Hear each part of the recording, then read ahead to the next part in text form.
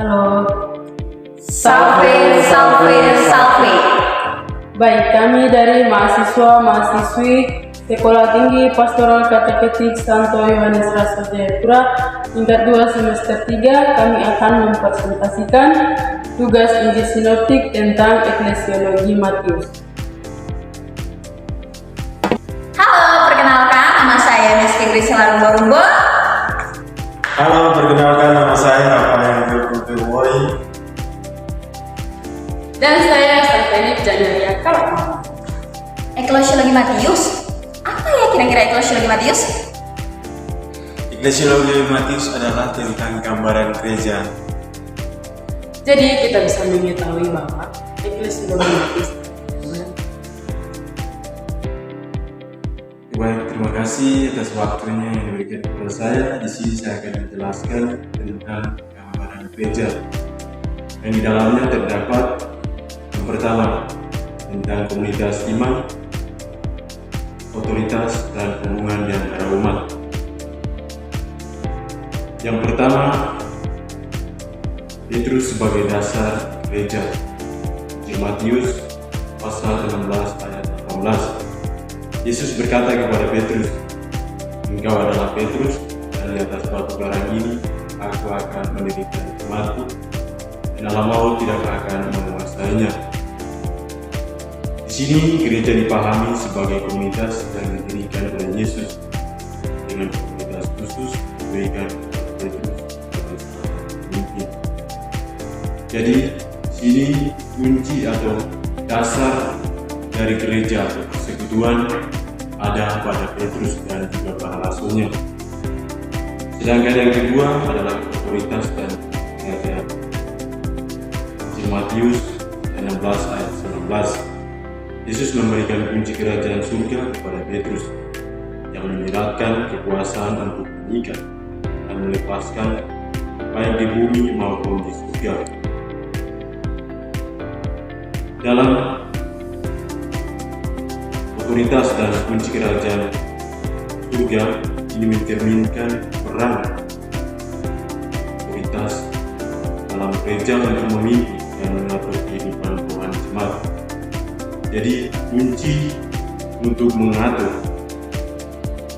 umat Allah yang percaya kepada Kristus ada pada otoritas pemimpin yang dipilih oleh Yesus menjadi pedoman mengatur jalannya persekutuan itu.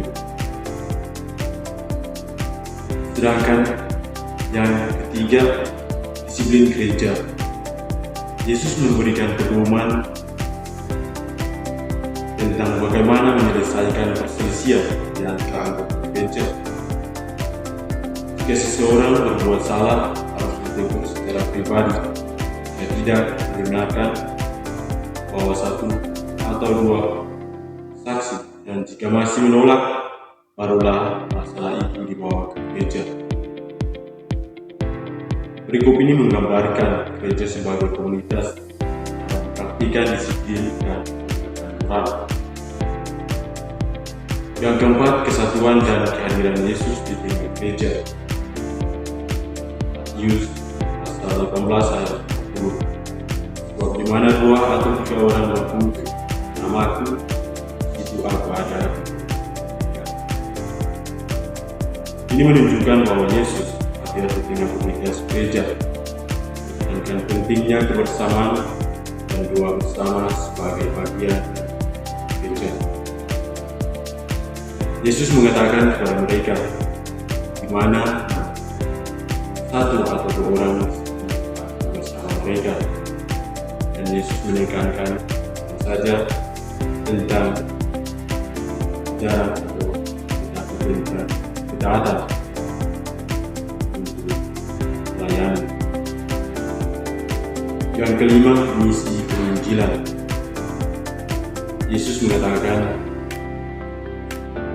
"Pergilah, jadikanlah semua bangsa muridku dan baptislah mereka dalam nama Bapa dan Anak dan Roh Kudus." Gereja memiliki peran penting dalam menyebarkan Injil dan mengajarkan ajaran Yesus kepada seluruh dunia. sini Yesus menekankan bukan saja kepada orang-orang yang percaya kepadanya, tapi mereka semua yang taat kepada ajaran Kristus Allah. Baik, itu tentang gambaran-gambaran gereja, dasar-dasar dari persekutuan gereja. Kita masuk pada poin yang pertama, yaitu Israel yang sejati. Injil Matius, dalam konsep Injil Matius, Israel sejati dapat dipahami melalui beberapa ajaran Yesus yang menekankan hubungan dengan Allah bukan hanya soal keturunan jasmani, melainkan juga ketaatan dan iman yang sejati. Di sini Yesus menekankan bukan saja keturunan Abraham yang dipilih Allah untuk menjadi umatnya, tetapi bagi semua orang yang percaya dan taat kepada Kristus dan menjalani ajarannya.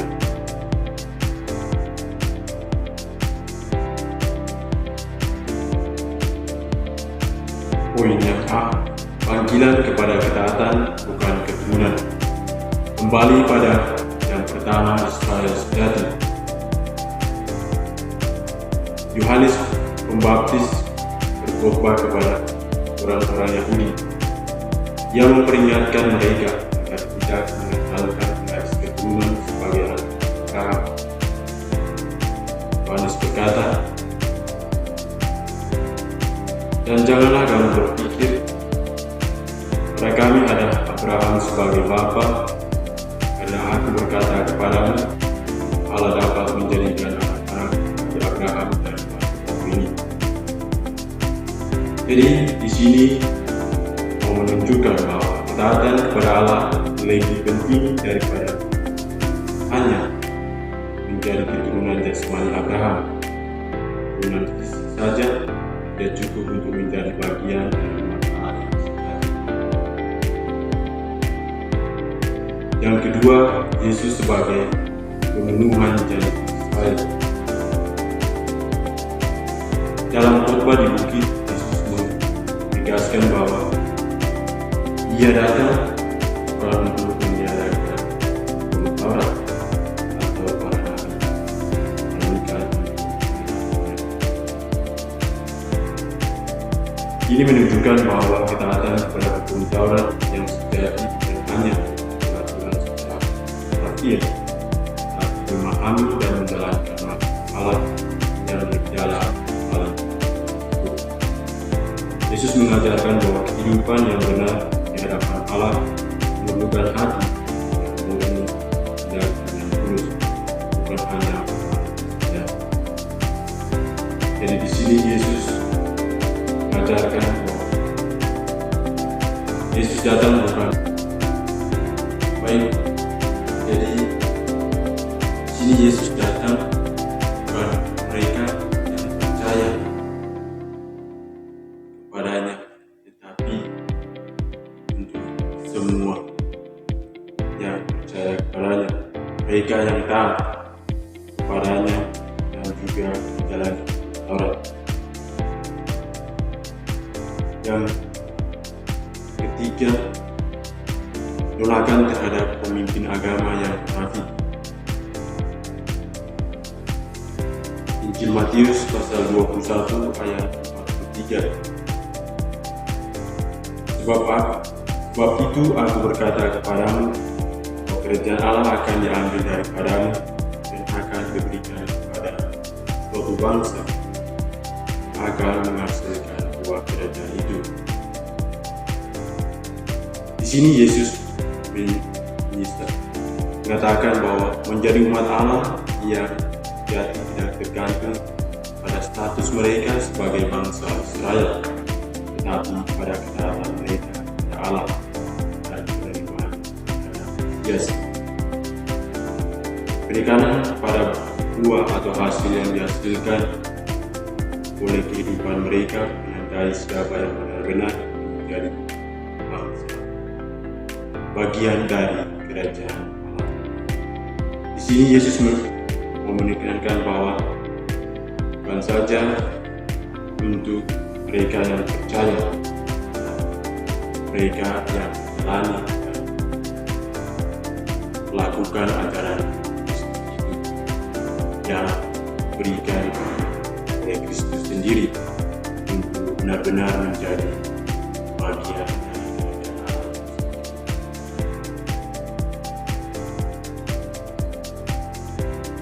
Yang keempat, iman orang non-Yahudi. Matius pasal 8 ayat 10 sampai 12. Aku berkata kepadamu, sesungguhnya iman sebesar ini tidak pernah aku jumpai pada seorang pun di antara orang Israel. Aku berkata kepadamu, banyak orang akan datang dari timur dan barat, duduk makan bersama-sama Abraham, Ishak, Yakub. Dari berikut ini mau menegaskan bahwa Israel sejati bukan hanya tentang keturunan dari Abraham, tapi tentang iman. Orang non-Yahudi yang beriman kepada Kristus dapat menjadi bagian dari umat Allah, menunjukkan bahwa Israel sejati adalah mereka yang hidup dalam iman dan adat. Jadi, untuk hidup di hadirat Allah adalah iman yang ketat dan taat menjalani hukum itu sebagai dari kehidupannya. Perumpamaan tentang kebun anggur. Dalam perumpamaan ini Yesus menggambarkan pemilik kebun anggur yang mempercayakan kebunnya kepada penyewa. Penyewa ini menolak dan membuat para hamba dan bahkan anaknya sendiri. Kebun anggur ini menggambarkan bagaimana Israel sebagai umat yang dipilih oleh Allah menolak para nabi dan akhirnya menolak Yesus sebagai Mesias. Oleh karena itu, kerajaan Allah akan diberikan kepada orang-orang yang menghasilkan buah yang bisa dianggap sebagai gambaran.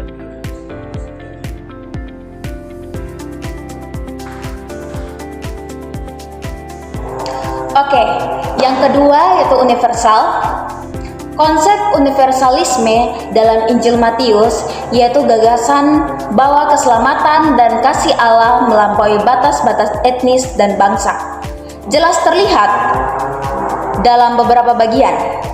Beberapa aspek penting yang menunjukkan sifat universal Injil Matius adalah sebagai berikut. Yang pertama, silsilah Yesus yang inklusif, yaitu terdapat pada Injil Matius pasal 1 ayat 1 sampai dengan ayat 17. Yaitu Injil Matius dimulai dengan silsilah Yesus yang mencakup beberapa tokoh non-Yahudi. Misalnya Tamar yang bukan orang Israel, Rahab seorang perempuan dari Yeriko, dan Rut yang berasal dari Moab. Yang kedua, kunjungan orang Majus terdapat pada Injil Matius pasal 2 ayat 1 sampai dengan 12. Yang ketiga, Yesus dan penyembuhan orang non-Yahudi terdapat pada Injil Matius pasal 8 ayat 5 sampai 13. Yang keempat, perumpamaan tentang kerajaan Allah terbuka untuk semua terdapat pada Injil Matius pasal 21 ayat 43. Yang kelima, amanat agung terdapat pada Injil Matius pasal 28 ayat 19 sampai dengan 20. Yang keenam,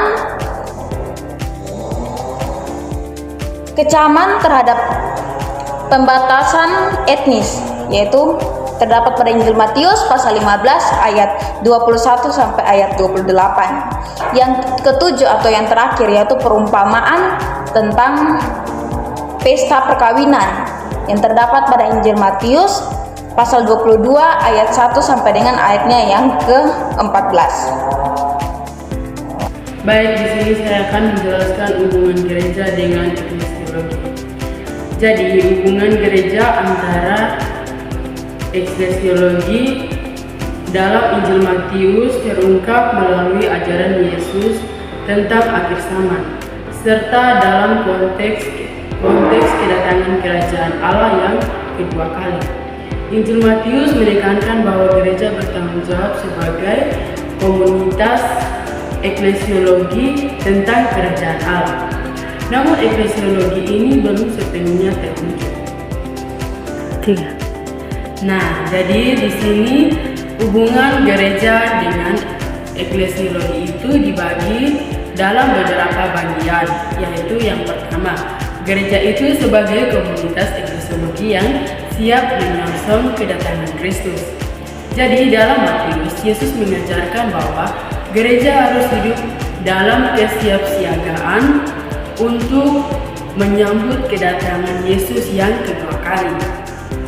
Misalnya, dalam perumpamaan tentang gadis-gadis yang bijaksana dan gadis-gadis yang bodoh, Yesus mengingatkan kepada para muridnya agar selalu siap menyambut mempelai laki-laki.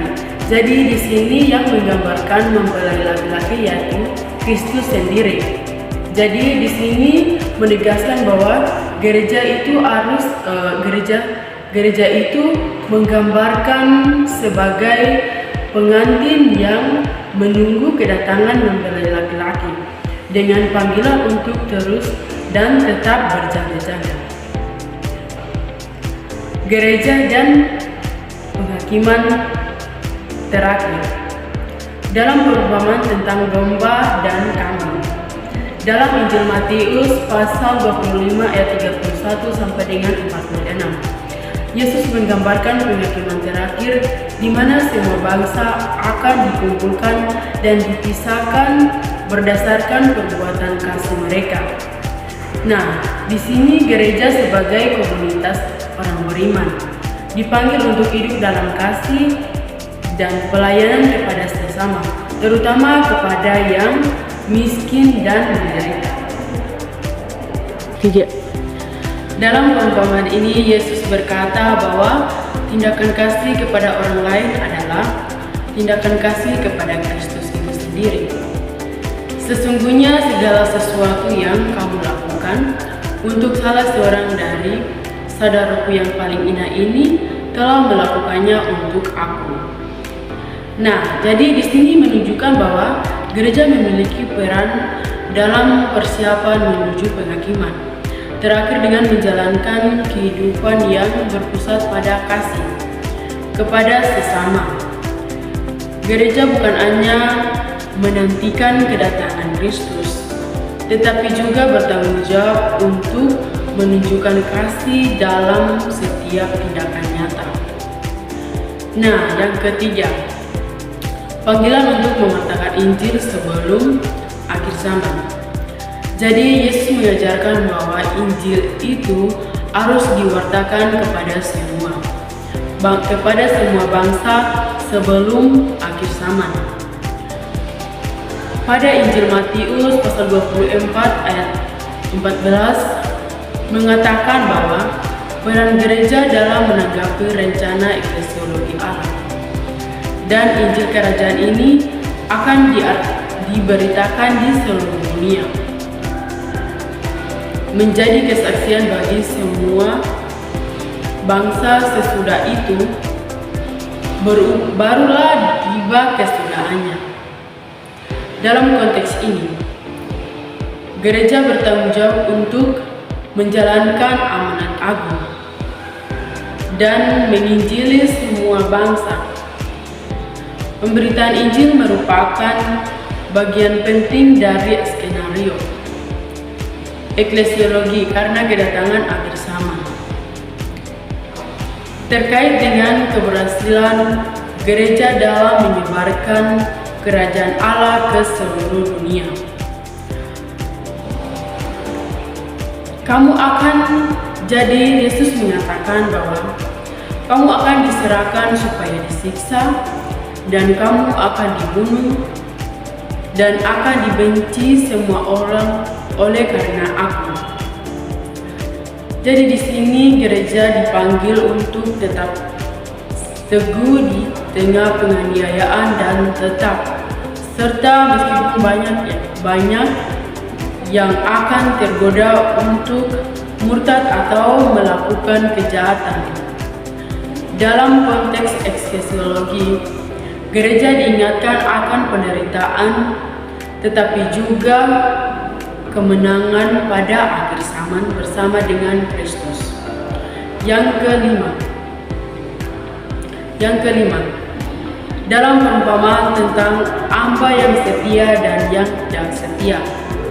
Nah, di sini Yesus menggambarkan bahwa gereja harus hidup dengan tanggung jawab dan kesetiaan dalam menjalankan tugas-tugas yang diberikan oleh Tuhan.